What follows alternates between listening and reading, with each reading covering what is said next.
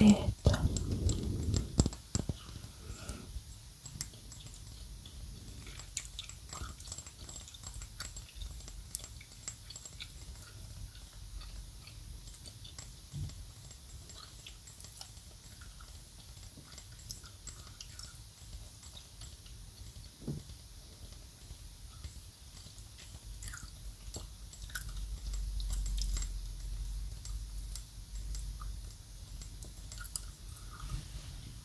وافتح قنينة الزيت. عاد الزيت فيها لافندر، أعشاب ثانية للمسار تسترخي أكتر وتحسي باسترخاء.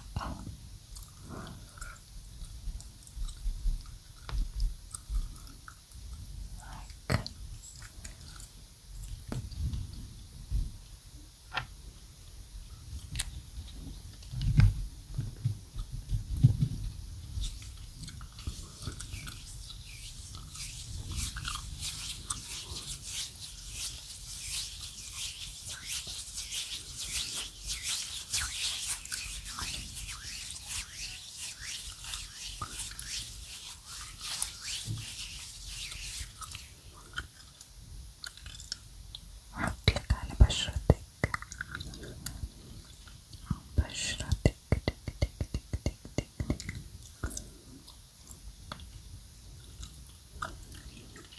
والعنق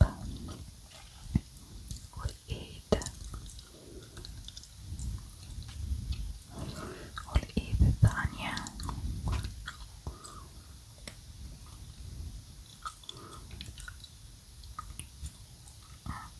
الصدر.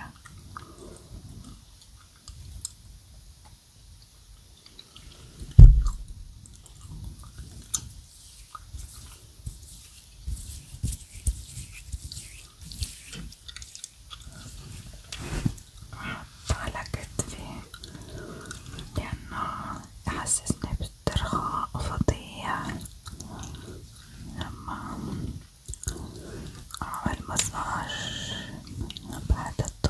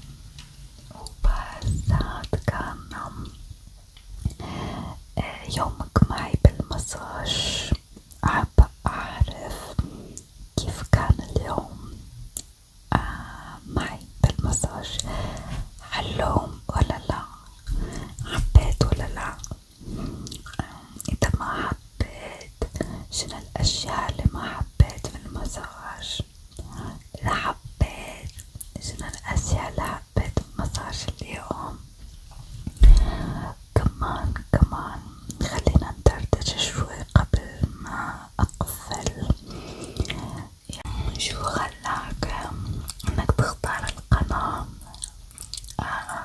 انها تساعدك للنوم؟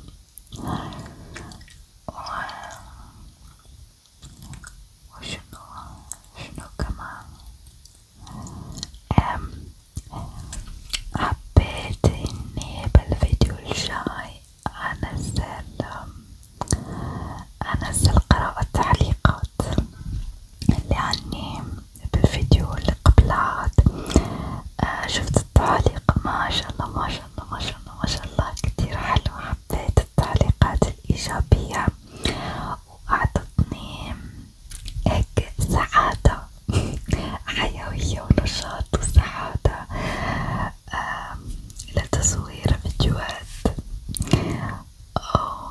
ما بتعرفوا شنو يعني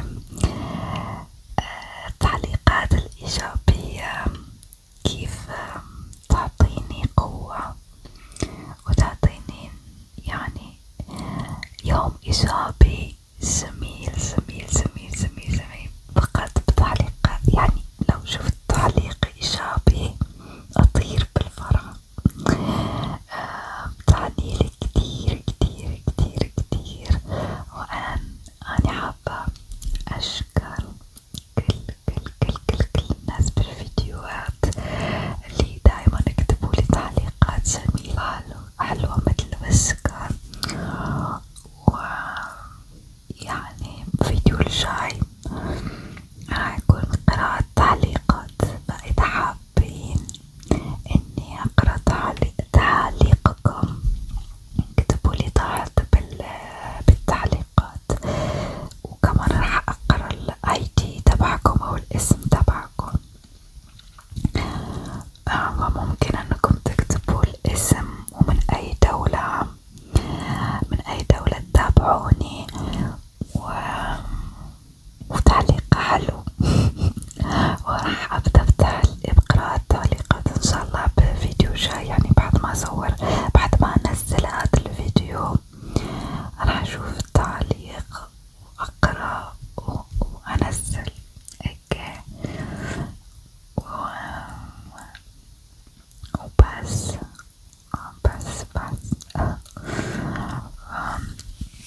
كمان نزلت بفيديو اليوم هيك لأن تجيني طلبات كتير إنكم حابين تسمعون صوت العلقة مع الدردشة أو صوت العلقة بالأزمة، لأنه يساعد كتير أشخاص على الاسترخاء.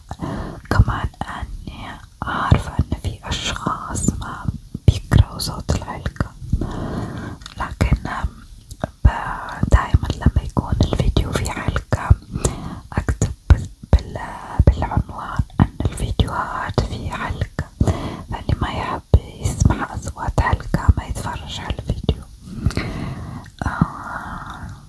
وكمان شو كمان ما أعرف شو، بس إن شاء الله خير. وسبب على الغيبة دايما ليش تغيبين على القناة، ليش تغيبين على القناة؟ فالسبب هو أنا كنت أصور فيديوهات بالصباح، الحين الصباح كله كنت أخصصه لتصوير الفيديوهات. قبل الحين بديت أعمل سباحة، فالصباح كامل لحد يعني 12 واحدة أكون بالرياضة، فحتى أخس شوي لكم تشوفوني الحلويات شو عاملة فيني، فحتى أخس شوي. فالصباح كامل مو موجودة بالبيت، ما أقدر أصور. فلما أجي للبيت أكل أصلي أتفرج شوي أرتاح، وبعدين ينتهي اليوم يجي الليل وأنام بدري، لأنه مع الرياضة أتعب، فأنام بكير يعني مع الدجاج أنام بكير كتير. ف أصور فيديوهات كتير حتى بقناتي التانية مروكن ASMR بطلت أصور لأني نفس السبب. وفي بعض الأحيان أصور في مروكن ASMR، بعض الأحيان أصور على الجالكسي. لكن لما أكون يعني جسمي تعبان، وبالمناسبة الASMR لازم تكون عندك طاقة إيجابية حتى تصور توصل الطاقة الإيجابية للشخص المتفرج، مع أنه فيديو بس الطاقة الإيجابية عم توصل لكم صح. لما أكون تعبانة أو حزينة أو ما يعني متضايقة من شي، إذا صورت الفيديو المتفرج راح يحس بشي مو مضبوط بالفيديو صح ولا لا. فدايما أحاول أن أصور فيديوهات لما يكون فيني حيوية ونشاط سعادة، حتى أشارككم بعض الإحساس، وحتى المتفرج اللي عم يتفرج فيني الحين يحس بنفس السعادة، بنفس الفرحة. فهمتوا؟ بس إذا كنت تعبانة ما أظن إن الفيديو راح يكون حلو، أو راح تحسوا بملل، راح تحسوا بحزن. وهذا مو مضمون الASMR، المضمون إنكم ترتاحوا وتسترخوا وتاخدوا طاقة إيجابية وتزيلوا الطاقة السلبية حتى تنامون نومة أطفال. بس هذا كان يعني السبب، يعني من بين الأسباب، هذا هو السبب الكبير يعني اللي مخليني ما أصور كتير، لأنه الحياء من الرياض.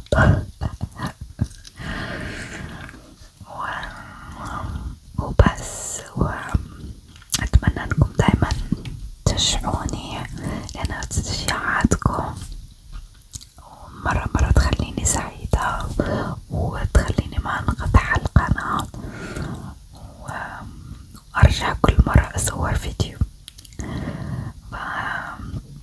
إن شاء الله يا رب يعجبكم فيديو اليوم، كان مساج ودردشة وحلقة، وأشوفكم إن شاء الله بفيديو جاي. واللي حابب إني أقرأ تعليقه اكتب لي تحت، وراح أقرأ التعليق مع الاسم والبلد وأي شي تحبون. يعني إذا عندك أي مسج حابب تقولوا لإلي اكتب لي في التعليقات. يلا أشوفكم إن شاء الله بفيديو جاي، وتصبحون